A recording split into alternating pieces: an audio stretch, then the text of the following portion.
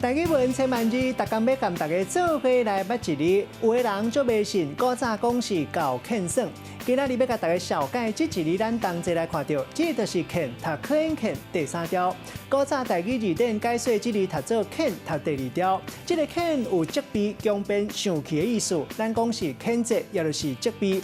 另外，还有一个音读做欠，像咱讲搞欠算。带大家做伙来小解这两个词。头一个就是要来小解搞欠算。先讲欠算，这个意思就是禁忌乞巧，卖当讲是做法，互好事来，歹事煞。若搞欠算意思就是真侪禁忌，这也袂使，迄也袂用。意思就是讲一个人足迷信。第二个词读做欠算，会当讲是做法，互好事来，歹事煞，卖当讲是做法来害人。咱用一句话来举例，甲这两个词夹做伙。譬如讲，阿明听上名声呢，讲伊最近犯小人，伊就用一张符啊，要甲小人做欠算。也毋过身躯边的人听到到底，拢认为伊做搞欠算。今仔日小解这一字读做欠，古早台语字典解说这字读做欠，提供予观众朋友来参考。